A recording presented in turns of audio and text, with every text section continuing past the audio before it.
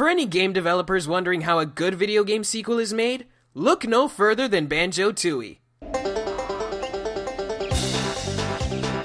If you thought the first game was a masterpiece that couldn't be topped, well, you just might change your mind after playing this one. I can tell that the guys at Rare really pulled out all the stops when it comes to this game, and it really shows. Tooie was a huge step in both graphics and size, but the one aspect that took the biggest step in my opinion was the story. Gruntilda's back, she's not alone, and she means business, actually managing to kill off a main character from the first game.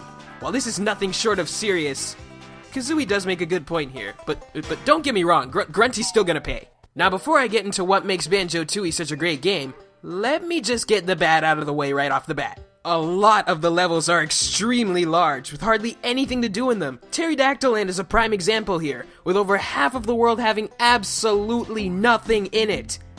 Is this some kind of foreshadowing here? And you know what? Because these worlds are so big, the frame rate can be downright horrible at times. It makes the already long levels drag out longer than they need to. But what Tooie does right makes these glaring problems tolerable. The game's music and humor is just as good as Kazooie's, and you know what? Even though this game keeps reminding you of all the bad things that have happened, it still manages to make me laugh out loud every once in a while. That is definitely something good. But what really makes this game stand out from the first game is its gameplay. I really think it outshines the first game. You get all your moves from the first game from the get-go, you learn a ton of more moves on top of that, and you get to play as Banjo and Kazooie separately, and they both get to learn a ton of stuff on their own, giving you 3 different ways to play. Some may argue that Mumbo Jumbo is a 4th way to play, but I don't. He barely does anything. And the worlds, while a little on the big side, were a blast to play through. One of my favorites has to be Grunty Industries.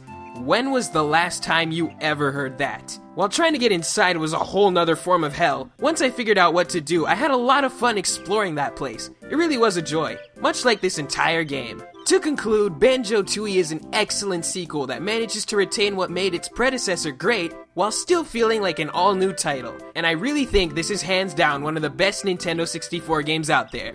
I only wish that this game was followed up by a sequel that pleased everybody, but we can't all have blue skies, can we?